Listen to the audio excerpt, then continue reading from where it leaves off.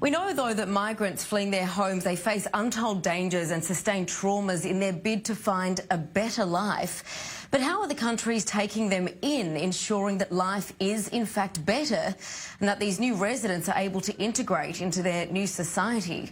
Well, joining me in studio, CEO of the African Refugee Development Center, Ori Lahat.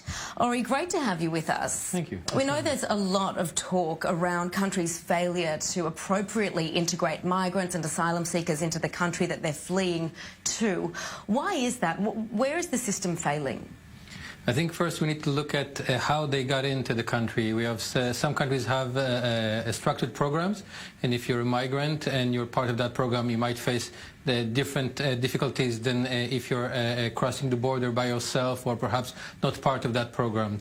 What we're seeing is that in many cases the first difficulties are starting even with housing. In Israel, our first project was just giving a shelter to someone. People are coming over here, just crossing the border and looking for a place for a roof above their heads. The second thing is legal status, which is has a lot of political implication in it, and also create a lot of tensions around politic spheres. A lot of people are against giving any type of legal identity for people to live, to work, to be basically as any other resident, to get health services and so on. And this is vital. If you don't have a legal status to be in that country, you cannot even get a driver license. Sure. There are, of course, the basic needs that absolutely need to be met. But then I suppose there's also the foreign culture of these migrants coming into a brand new home with a very different culture. It can oftentimes be out of alignment with their own country. What can and should be done around attending to that? Well, no doubt that the more different the culture that you're coming from, and perhaps even visually the way you look, it's not like to say it, but that's evident, it creates a lot of difficulties in new countries. Well, if you're asking what can be done, I think for sure this is something that has to do with more tolerance, things that needs to be taught to certain in schools. Part of us being in a society, being more acceptance of the others, but in evidence what we see is actually, perhaps you can even see it in Europe, perhaps even more these days, that it creates a lot of tensions, it creates a lot of backfires, and it creates a lot of hatred, and actually what we see is more perhaps right-wing that are taking more the stance against. And that's what influenced, again, that whole situation of legality, whether or not they should be accepted or not. Even simple thing as being safe walking in the street. Certainly. You often hear, though, from people living in the neighbourhoods where migrants, refugees, asylum seekers are placed and are housed, that these foreign cultures are interfering with the integrity of the culture of the people living in the host country. Well, being an Israeli, I can say that what we see over here is that the diversity of culture is a plus and not a minus. It really depends how open you are and how dynamic you are with your thinking. I think the fact that we have multiple cultures in Israel create a really diverse music, food industry. A lot of people bring their craft that they brought from their own country. So there's a lot of things that can be taken out of that and move actually that country forward. So I think it really depends on the people.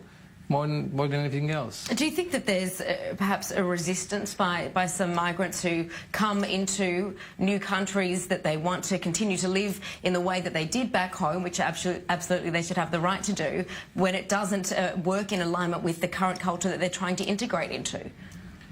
Our experience is that usually people are trying to be integrated into the culture that they're coming to. They want to learn the language, to learn how to find better jobs, to go to better schools, to learn how to get themselves a better future for their kids, for themselves.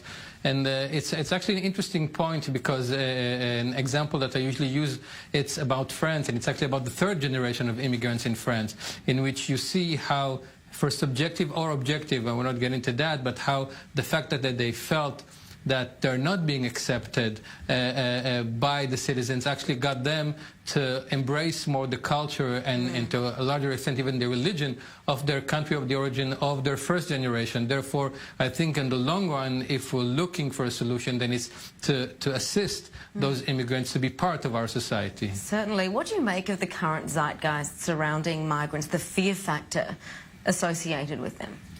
I think it has a lot to do with how we see the world that we're living in. If we just want to shut our doors and to say there's nothing going on over there, one day it might happen to us as well. So certainly as Jewish people, I think this is something that we need to be aware of.